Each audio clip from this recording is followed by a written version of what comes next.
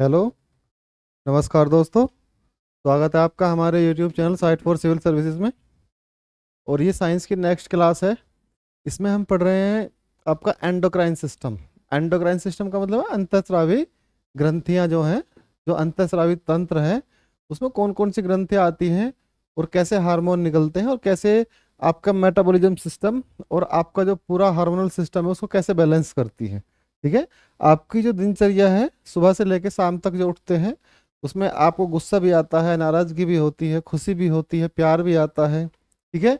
और भी बहुत सारे इमोशंस और भाव हैं जो पूरे दिन में आप उनसे गुजरते हैं। सभी किस पे डिपेंड करते हैं? सारा डिपेंड होता है आपका एंडोक्राइन सिस्टम पे, अर्थात अंतःस्रावी तंत्र पे। आपकी जितनी भी ग्लैंड हैं जो हार्मोन निकालती हैं, कहीं ना कहीं किसी ना किसी बिहेवियर के लिए जिम्मेदार होता है कोई ना कोई हार्मोन। तो उसी हार्मोनल सिस्टम को पढ़ रहे हैं। ठीक है।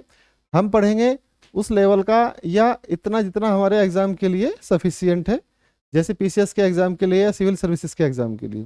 तो आपका जो एंडोक्राइन सिस्टम है, जो अंतःस्रावी तंत्र है, उसमें हमने दो चीजों को पढ़ लिया है। आपकी पीनियल बॉडी या पाइनियल बॉडी भी कहते हैं उसको। ठीक है। मस्तिष्क की रेत, उसे मस्तिष्क की रेत भी कहते हैं। मेलाटोनिन उससे हार्मोन निकलता है, आपको पता है, वो नींद को, भूख को और आपके जो सेक्सुअल सिस्टम है उसको कंट्रोल करता है। ठीक है। और उसके बाद हमने पढ़ा हाइपोथैलेमस। तो हाइपोथैलेमस एक ऐसी ग्लैंड है जो सुपर मास्टर ग्लैंड है। कैसी ग्लैंड है? सुपर ग्लैंड की भी मास्टर ग्लैंड है, या मास्टर सुपर ग्लैंड भी कह सकते हैं उसे आप, या मास्टर ऑफ मास्टर ग्लैंड भी कह सकते हैं। तो हाइपोथैलेमस में हमने देखा कि जहाँ पर जो हाइपोथैलेमस के जो जो न्यूक्लियाई जो पॉइंट होते हैं वहाँ किस प्रकार से सिंथेसिस होता है हार्मोनों का। एक एमिनो एसिड की चेन बनती है और वो एमिनो एसिड की चेन किसके माध्यम से? प्रोटीन से बनती है वो, और वो क्या करती है? सिग्नल भेजती है आगे, कहाँ? पिट्यूटरी ग्लैंड पे। तो आज हम पिट्यूटरी ग्लैंड पढ़ेंगे, या इसे क्या कहते हैं? पीयूष ग्रंथि भी कहा जाता है। पिट्यूटरी ग्लैंड को पीयूष ग्रंथि भी कहा जाता है। हिंदी में इसे क्या कहते हैं? पीयूष ग्रंथि। क्या कहते हैं इसे? पीयूष ग्रंथि। ठीक। या पिट्यूटरी ग्लैंड भी कहा जाता है। देखिए, ये है आपका थैलेमस, ये ब्रेन का पार्ट है। थैलेमस, ये इस वाले पार्ट में जो आपका पूरा फोर ब्रेन है, ये आपका पूरा पूरा इसको क्या कहते हैं? हम फोर ब्रेन कहते हैं। और ये यहाँ तक नहीं बल्कि यहाँ तक होता है ये।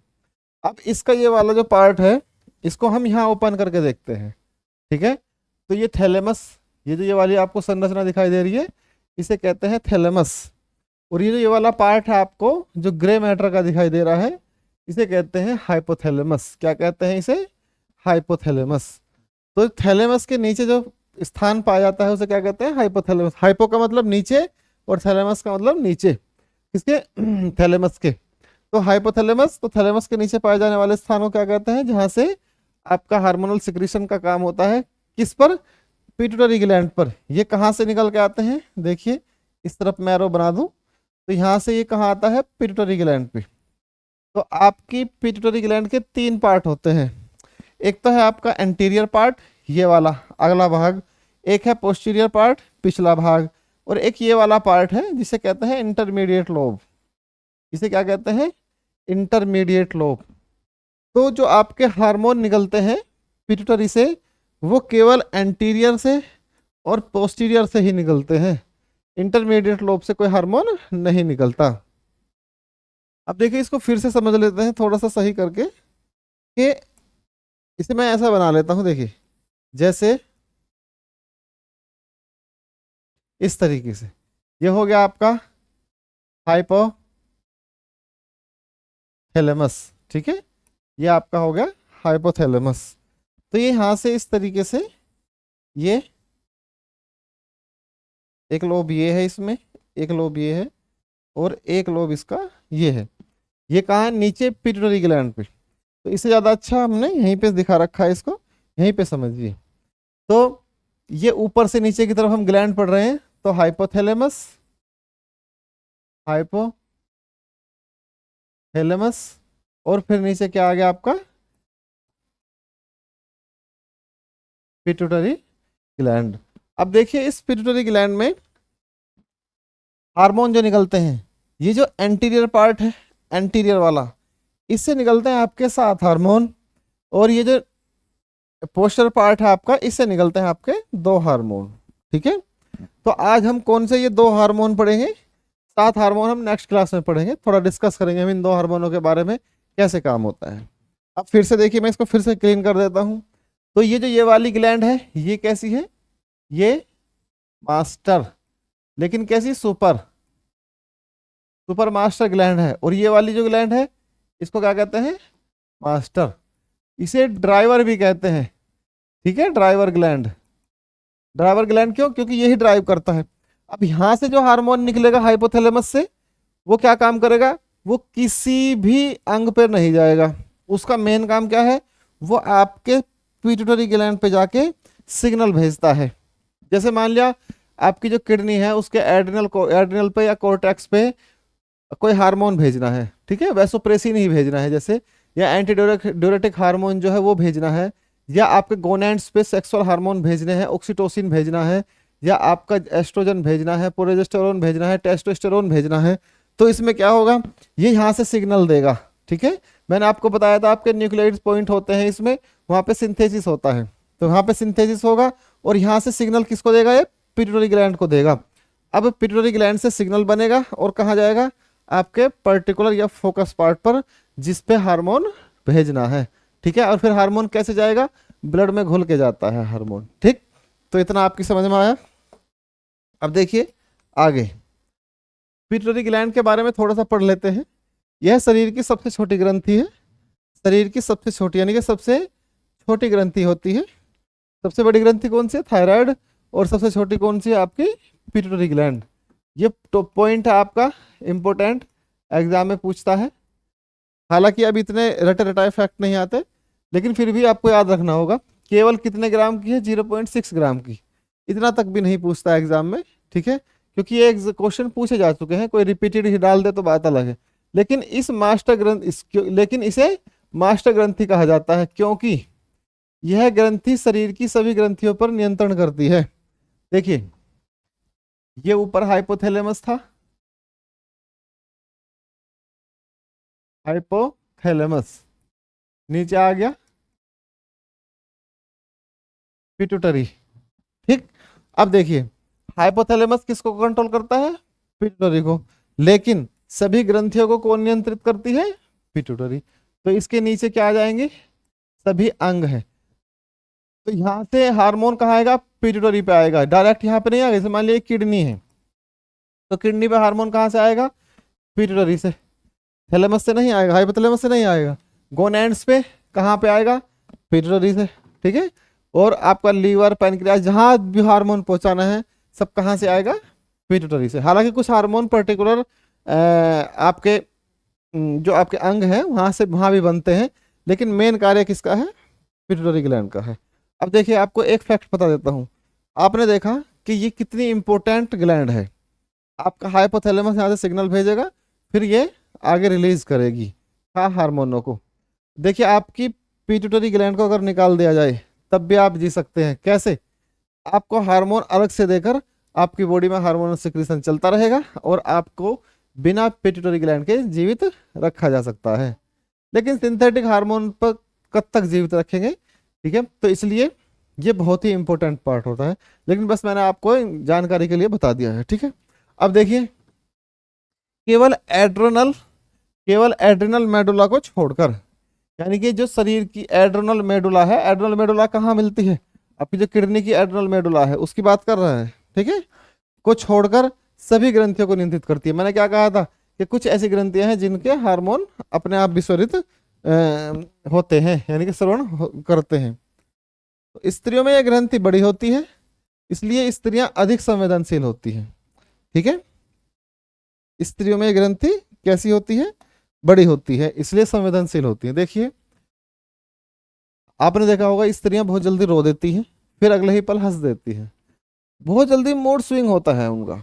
ठीक, तो ये किसके कारण होता है, ये आपका हाइपोथैलेमस का साइज ज्यादा होने की वजह से होता है, और पिट्यूटरी ग्लैंड के बड़ा होने की वजह से। तो जैसे एमआरआई में कुछ देखा गया है, या रिसर्चों में देखा गया है कि अधिकतर महिलाओं में पिट्यूटरी ग्लैंड पुरुषों के मुकाबले बड़ी पाई जाती है।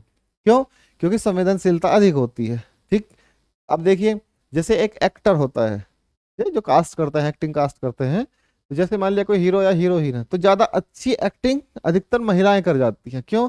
क्योंकि उनमें मूड स्विंग स्विंग स्विंग करने की जो कैपेसिटी होती है वो ज्यादा होती है। लेकिन फिर भी प्रैक्टिस से धीरे धीरे धीरे धीरे जो आपके हीरो होते हैं, एक्ट्रेस होते हैं, वे भी सीख जाते हैं। किसके कारण? आपका हाइपोथैलेमस को वो इतनी जल्दी एक्टिव कर देते हैं। जैसे आपने देखा कि हीरो रो रहा है बैठ के, तो वो कुछ कुछ दिन तो ऐसे ही रोएगा, नींबू लगा लेंगे या ग्लिसरीन लगा लेंगे आंखों में, तो वहां से आंसू दिखाई देंगे, लेकिन वो धीरे धीरे उस चीज को फील करने लगते हैं, वो तुरंत रोने लगता है।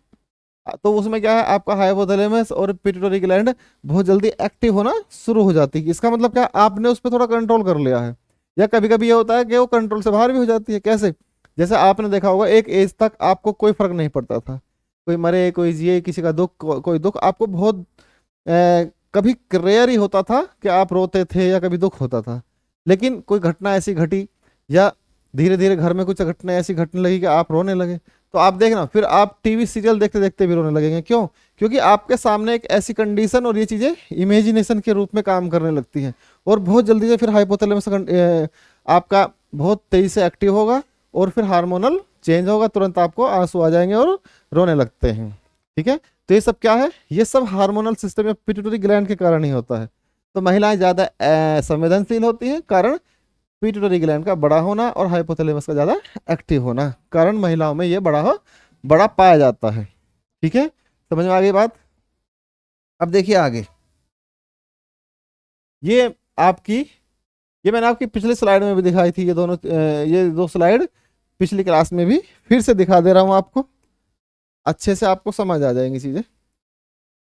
अब देखिए, ये है आपका अगला वाला पार्ट जिसे एंटीरियर पार्ट बोलते हैं। ठीक है, इसको मैं पेन को चेंज कर लेता हूँ। ये है आपका, हाँ ब्लू कर लेता हूँ। ठीक है,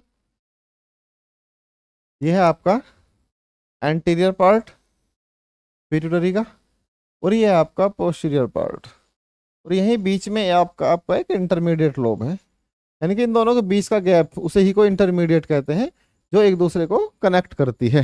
ठीक है, अब इसमें क्या दिया गया है, इसमें दिया गया है आपका जो आपकी जो पिट्यूटरी ग्लैंड है उसका एंटीरियर पार्ट इसमें दिया गया है। ठीक, अब इसमें देखिए, इसमें मैं आपको बस एक ही बात समझाऊंगा कि हाइपोथैलेमस से आने वाले सिग्नल या हाइपोथैलेमस से निकलने वाला सिक्रीशन किसका, हार्मोन का, जो पिट्यूटरी पर पहुंचता है उसके एंटीरियर पार्ट में ये ब्लड वेसल के माध्यम से जाता है। किसमें घुलकर जाता है? ब्लड वेसल में घुलकर जाता है, अर्थात वेन्स में जाता है। लेकिन इसका जो पोस्टीरियर पार्ट है, पिछला वाला पार्ट है, देख लीजिए, इसका जो पोस्टीरियर पार्ट है उसमें ये वाला, ये आ गया ना, इसमें वेन्स हैं, लेकिन वेन्स कहाँ है? वेन्स का काम दूसरा है, हार्मोन आगे पहुंचाने का नहीं है। इसमें हार्मोन किसके माध्यम से आ रहे हैं? इसमें हार्मोन आ रहे हैं आपके न्यूरो, ये लिखा ना, न्यूरो सिक्रेटरी सेल के माध्यम से। किसके माध्यम से आ रहा है? न्यूरो सिक्रेटरी सेल, यानी कि ये क्या है, आपका नर्वस सिस्टम का पार्ट होता है, ये सिग्नल के माध्यम से आता है। तो यहाँ पे सिग्नल भेजा जाता है, और वहां पे क्या, वहां पे हार्मोन को ब्लड में मिक्स करके आगे भेजा जाता है। ठीक, अब देखिए इससे निकलने वाले अलग अलग हार्मोन कौन कौन से हैं। मैंने इसका ये चार्ट बनाया है छोटा सा, इसको फिर मैं अलग से समझाऊंगा। तो आज मैं केवल आपको दो ही हार्मोन पढ़ाऊंगा, ऑक्सीटोसिन और वैसोप्रेसिन। देखिए, ये है आपकी पिट्यूटरी ग्लैंड, इसका पेन चेंज कर लेते हैं, रेड ही रख लेते हैं। ये है आपकी पिट्यूटरी ग्लैंड। ठीक, इसके दो पार्ट मैंने बताया आपको, एंटीरियर लोब और पोस्टीरियर लोब। ठीक, तो जो एंटीरियर लोब है, यहाँ से हार्मोन निकलते हैं, इनके बारे में हम नेक्स्ट क्लास में पढ़ेंगे।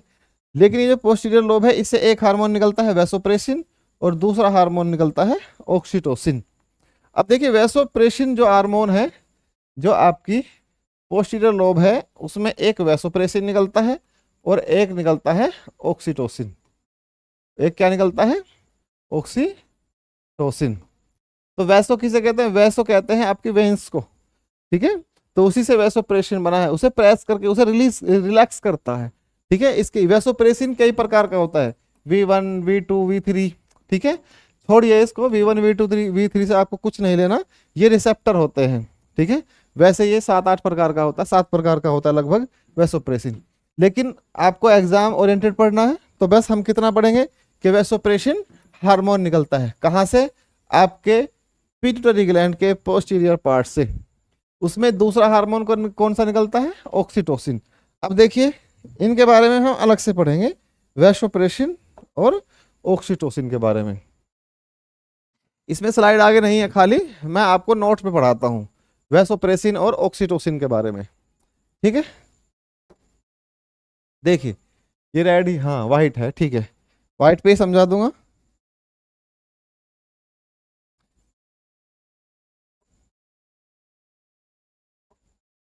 देखिए आपका कौन सी लोब है, पोस्टीरियर लोब, यानी कि पिछले वाला पश्च भाग, किसका, पिट्यूटरी का पश्च भाग। पिट्यूटरी का कौन सा भाग, पोस्टीरियर। जब पश्च भाग, पिछले वाला भाग, कौन कौन से हार्मोन निकलते हैं, वैसोप्रेसिन, और दूसरा कौन सा है, ऑक्सीटोसिन। वैसोप्रेसिन और ऑक्सीटोसिन, इनका काम देखिए, इसे कहते हैं ADH hormone, anti diuretic hormone भी कहा जाता है। एंटी ड्यूरेटिक का मतलब क्या है, ये ड्यूरेटिक सिस्टम को कंट्रोल करता है। और ये ऑक्सीटोसिन का काम क्या है, ये आपका 2 काम करता है, इसे सेक्स हार्मोन भी कहते हैं। एक तरीका का ये कैसा हार्मोन है, सेक्स हार्मोन भी है। और ये गर्भ धारण करने में बहुत ही भूमिका निभाता है, किसमें, गर्भ धारण में, महिलाओं में, ठीक। और साथ ही किसमें, मिल्क के श्रवण में, यानी कि दूध के श्रवण में। जो आपके जो मैमल्स में जो इस स्तनों में दूध निकलता है बच्चे के पैदा होने के बाद, उसमें जो प्रक्रिया शुरू होती है, जो फाइबर आपकी जो मसल्स होती है उनमें डक्ट के माध्यम से क्या पहुंचता है, मिल्क पहुंचता है, किसके माध्यम से, ऑक्सीटोसिन के माध्यम से। ये बहुत ही इंपॉर्टेंट है। ऑक्सीटोसिन हार्मोन कैसा हार्मोन है, ये दुग्ध श्रवण के लिए महत्वपूर्ण होता है। गर्भवती महिलाओं में जैसे स्तनों में दूध आता है, वो किसके कारण आता है, ऑक्सीटोसिन के कारण, ठीक है। क्या होता है कुछ महिलाओं में या कुछ पशुओं में, जो पशु कैसा ही होगा, फीमेल पशु होगा। देखिए महिलाएं या मैन की बात करें तो सब क्या होते हैं, वो एनिमल ही होते हैं, हम भी एनिमल ही हैं। हम भी किस रेंज में आते हैं, एनिमल में। तो एनिमल में जो फीमेल है, एनिमल में जो फीमेल है, उसमें जो दुग्ध श्रवण है, उसमें कौन सा श्रवण, दुग्ध श्रवण, जो बच्चों को दूध पिलाती है माताएं, वो किसके कारण, ऑक्सीटोसिन के कारण। आपने देखा होगा जो पशु होते हैं, जैसे भैंस है या गाय है, जब दूध नहीं देती तो उनको इंजेक्शन लगाते हैं, किसके कारण, उसमें कौन सा हार्मोन होता है, ऑक्सीटोसिन हार्मोन होता है। वो क्या करता है, दुग्ध श्रवण को चालू कर देता है हार्मोन को, तो वो क्या करती है, दूध छोड़ देती है, तो उनके स्तनों में दूध आ जाता है। अब देखिए इसका एक रोल और देखिए आप ध्यान से, कि जो ऐसे पशु होते हैं, ऐसे पशु होते हैं जो दूध नहीं देते। जैसे मान लिया किसी ने एक भैंस पाली, कैसे, वो छोटी है अभी, उसे पालते पालते वो बड़ी हो गई, ठीक है। अब वो क्या होता है, वो गर्भ धारण नहीं कर पाती किसी कारण, या तो उसमें बीमारी है, कुछ भी है, ठीक, वो गर्भ धारण नहीं कर पाती, या उसमें कोई हार्मोनल सिस्टम चेंज होता है, नहीं होता, गर्भ धारण नहीं हो पाती। तो ऐसा महिलाओं में भी हो सकता है। लेकिन पशुओं में क्या करते हैं, जैसे भैंस पाल रखी है, तो भाई भैंस तो दूध देने के लिए पाल रखी है, तो उसका कोर्स कराया जाता है। तो डॉक्टर क्या करते हैं, उनको इंजेक्शन लगाते हैं। वो इंजेक्शन देखिए किस चीज का होता है, वो इंजेक्शन 2 इंजेक्शन होते हैं, ऑक्सीटोसिन और प्रोलैक्टिन। जब ऑक्सीटोसिन और प्रोलैक्टिन दोनों ही इंजेक्शन मिला के लगाए जाते हैं, तो ऐसा पशु जो गर्भ धारण नहीं किया है या ब्याया नहीं है, वो दूध देने लगता है, यही कोर्स होता है, ठीक है। तो ऐसी महिलाओं में जब दुग्ध नहीं उतरता, दूध नहीं उतरता माँ के स्तनों में, तो उन्हें इस तरह का ट्रीटमेंट दिया जा सकता है, क्योंकि ये ऑक्सीटोसिन उसमें दुग्ध श्रवण में बहुत ही हेल्प करता है। एक इसका यूज ये हो गया। अब देखिए इसका दूसरा यूज क्या है, ऑक्सीटोसिन का जो दूसरा यूज है, इसका क्या यूज है दूसरा, मैं आपको बता दूं। एक एक गर्भ धारण कर, जब बच्चे का जन्म होता है उस समय माँ को हेल्प करता है, बहुत ही हेल्प करता है। कैसी हेल्प करता है, गर्भ, बच्चे को जन्म देने में। देखिए, आपने पेल्विक गटर का नाम सुना होगा। पेल्विक गटर क्या होता है? ये यानी कि जो आपके पेट से नीचे का जो पार्ट है, जिसे आप हिप कहते हैं, तो यहाँ दो बड़े बड़े ये आपके हड्डियां होती हैं। तो जब माता के गर्भ से बच्चा बाहर आता है तो पेल्विक गटर को फैलाने में ऑक्सीटोसिन का बहुत बड़ा रोल होता है। इसको पेल्विक गटर को फैलाने में, क्या करने में? रिलैक्स करने में, रिलैक्स करने में। भाई, जो वेजाइनल पार्ट का जो रास्ता होता है वो बहुत छोटा होता है, लेकिन जब बच्चा जन्म देता है तो बच्चे का साइज बड़ा होता है, तो उसमें सबसे ज्यादा ऑक्सीटोसिन का रोल होता है। किसमें? पेल्विक गटर की चौड़ाई को बढ़ा देता है, रिलैक्स कर देता है, और माँ बच्चे को आसानी से जन्म दे सकती है। उसके बाद फिर धीरे धीरे इसकी जो इसका स्रवण कम हो जाता है और फिर से चीजें नॉर्मल होने लगती है। इसलिए आप देखना, जब भी माता गर्भ धारण करती है उसके बाद धीरे धीरे निचले वाला जो पार्ट है इसका साइज बढ़ने लगता है। किसके कारण? ऑक्सीटोसिन हार्मोन के कारण। ठीक है, तो ऑक्सीटोसिन हार्मोन पढ़ा आपने, बहुत ही महत्वपूर्ण आपका इंपॉर्टेंट हार्मोन है। ठीक है, अब देखिए, अब पढ़ते हैं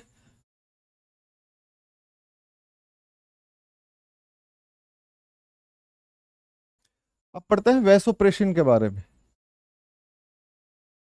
किसके बारे में?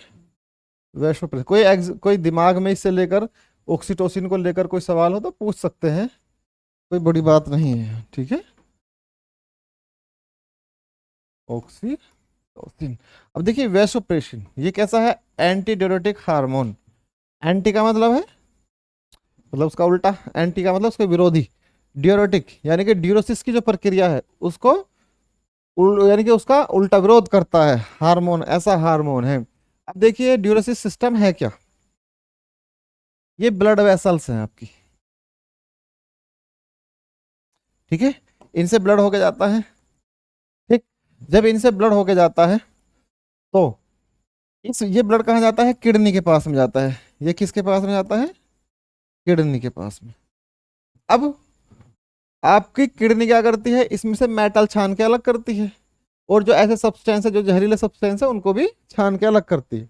अब ये क्या करता है?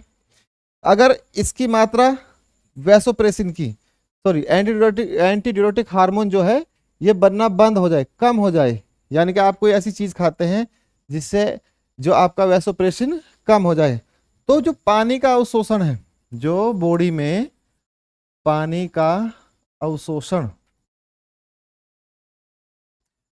शरीर में जो पानी का अवशोषण है उसको कंट्रोल करने में ये बहुत बड़ी भूमिका निभाता है। तो अवशोषण नहीं हो पाता इसकी कमी से, और जब इसकी कमी से अवशोषण नहीं होगा तो शरीर इससे पानी बाहर निकलने लगेगा। किससे? आपकी जो किडनी है वो पानी को ज्यादा तेजी से बाहर निकालेगी। जब बाहर निकालेगी तो ब्लड गाढ़ा हो जाएगा। भाई, पानी कम हो जाएगा ब्लड में से तो ब्लड नॉर्मल सी बात है गाढ़ा हो जाएगा, तो मूत्र पतला हो जाएगा। तो जब भी आपका मूत्र बहुत तेजी से पतला हो और बार बार पेशाब जाना लगे कोई ऐसी चीज खा के, तो समझ जाना कि वो एंटीडियोरेटिक हार्मोन को उसने इफेक्ट किया है। क्या है? वैसोप्रेसिन को इफेक्ट किया है। कैसे? आप देखिए, इसको हटा दूं मैं। आप देखिए, जैसे कभी आप चाय पीते हैं, कभी आप चाय पीते हैं या आप कॉफी पीते हैं, ठीक है, तो आप देखेंगे कि चाय पीने के बाद आप तुरंत पेशाब जाते हैं कभी कभी। तो ये क्या है? चाय एक ऐसा सब्सटेंस है जो आपके वैसोप्रेसिन की मात्रा को कम कर देता है और तेजी से पानी निकलने लगता है। किससे? आपके ब्लड से। और पानी निकल के कहाँ? आपकी किडनी छान के उस जल्दी से आपके यूरेटर ब्लैडर में पहुंचा देती है और तेजी से मूत्र को पतला कर देती है और पानी की कमी हो जाती है, आपकी बॉडी में डिहाइड्रेट हो जाती है बॉडी। ठीक है, इसलिए पानी का अवशोषण कितना करना है, कितना रखना है, ये मेन रोल किसका है? वैसोप्रेसिन का रोल है। ठीक है, इससे ज्यादा आपको एग्जाम में नहीं पूछता। तो जैसे आपकी चॉकलेट है, चॉकलेट इसमें बहुत बड़ा रोल निभाती है। चॉकलेट भले ही तुरंत का तुरंत आपको प्रभाव ना दिखाए, लेकिन चॉकलेट, फास्ट फूड, जो आपके फास्ट फूड हैं, आप देखते होंगे बहुत से जो माँ बाप होते हैं वो क्या, बहुत ही मतलब एक्स्ट्रा सोचते हैं कि आप अपने बच्चों को फास्ट फूड खिलाइए, क्योंकि वो समझते हैं कि फास्ट फूड खिलाओगे तो जो आपकी जो जनरेशन, नई जनरेशन, उसे लगेगा कि आप मॉडर्न हैं या ऐसी चीजें, बाहर बच्चों को ज्यादा खाना खिलाते हैं या आलस करते हैं बच्चों को घर में खाना बनाने का। वो अधिकतर फास्ट फूड खिला के उन्हें सुला देते हैं। फास्ट फूड क्या करेगा, आपके बच्चे के वैसोप्रेसिन को धीरे धीरे कम कर देगा। एक समय के बाद आपके बच्चे की बॉडी डिहाइड्रेट होने लगेगी, कारण ब्लड गाढ़ा हो जाएगा, उसका हीमोग्लोबिन बढ़ना शुरू हो जाएगा। क्यों? क्योंकि ब्लड गाढ़ा हो गया तो हीमोग्लोबिन बढ़ेगा। ब्लड गाढ़ा होगा तो उसका हार्ट को पंप करने में ज्यादा ताकत लगानी पड़ेगी, और उसका बीपी नॉर्मल ही, उसका बीपी हाई रहने लगेगा, ध्यान रखना। और एक समय के बाद तुरंत किडनी पे इफेक्ट करता है ये। आप देखते होंगे 15 साल का, कोई 17 साल का या 18 साल का लड़का कभी किडनी को लेकर इफेक्टिव हो जाता है कि किडनी खराब हो गई। अब माँ बाप ध्यान करते हैं कि बच्चे की किडनी खराब कैसे होगी। डॉक्टर ने कह दिया कि बीपी हाई हुआ होगा, या डॉक्टर ने कह दिया आपने कुछ ऐसी चीज खा ली होगी जिससे किडनी पे ज्यादा इफेक्ट पड़ा हो। कोई दर्द की दवाइयाँ आपने इतनी ज्यादा खा ली हो कि आपकी किडनी डैमेज हो गई हो, या आपने कोई इतना हैवी सब्सटेंस खा लिया हो कि किडनी डैमेज हो गई हो। कारण जब आप फास्ट फूड ज्यादा खाते हैं, बाहर का खाना, चॉकलेट का यूज करते हैं, कॉफी बहुत ज्यादा पीते हैं, चाय बहुत ज्यादा आप उसका उपयोग करते हैं, धीरे धीरे आपकी बॉडी को आदत हो जाती है। लेकिन वो आदत ऐसा नहीं है कि नुकसान नहीं पहुंचा रही, वो वैसोप्रेसिन को कम कर रही है। एंटी डाययूरेटिक हार्मोन जो है आपका, उसे कम कर रही है, और आपकी बॉडी में पानी की मात्रा को इम्बैलेंस करेगा, ध्यान रखना। और ये जब ये चीजें, ब्लड गाढ़ा हो जाएगा, जब ब्लड गाढ़ा हो जाएगा तो उसमें क्या होगा, हार्ट को ज्यादा ताकत लगानी पड़ेगी, तो आपके बच्चे का बचपन से ही बीपी अप रहने लगेगा। और देखना एक समय के बाद 20 साल 25 साल में जाके बच्चे के अंग डैमेज होने लगेंगे। कारण सबसे ज्यादा फास्ट फूड इफेक्ट करता है, सबसे ज्यादा। उसके बाद चॉकलेट है, उसके बाद चाय है, और फिर कॉफी है। कॉफी इतना ज्यादा नुकसान नहीं करती, लेकिन चाय बहुत ज्यादा नुकसान करती है। आप देखना कभी चाय चाय से के ऊपर कभी 10 मिनट बाद या 5 मिनट बाद पानी पी लेना, आप तुरंत वो पानी एब्जॉर्ब ही नहीं होगा, क्योंकि वैसोप्रेसिन ही नहीं है भाई, उसने घटा दिया उसको। तुरंत आपको एकदम पेशाब जाना पड़ेगा। किसके कारण? वैसोप्रेसिन के कारण। और हर आदमी इससे गुजरा हुआ है, इन चीज़ों से। तो आप अपने हार्मोनल सिस्टम को ध्यान में रखते हुए ही चीज़ों को आगे बढ़ाएं। मेरा उद्देश्य होता है कि शिक्षा के साथ साथ, यानी कि पढ़ाई के साथ साथ, आपके जो सामान्य जीवन है उसमें भी चीज़ों को आप अप्लाई करते चले तो ज़्यादा अच्छा है। पढ़ने का मतलब ही ये होता है। ठीक है, तो मिलते हैं नेक्स्ट क्लास में। आज की क्लास बहुत बड़ी हो गई, 2 ही हार्मोन पढ़े हैं। तो नेक्स्ट क्लास में पढ़ेंगे हम दूसरे, जो आपका एंटीरियर लोब है, जो पिट्यूटरी ग्लैंड की, उससे कौन कौन से हार्मोन निकलते हैं, उनका क्या प्रभाव है आपकी बॉडी पर। ठीक है, धन्यवाद। मिलते हैं अगली क्लास में। नमस्कार सभी को।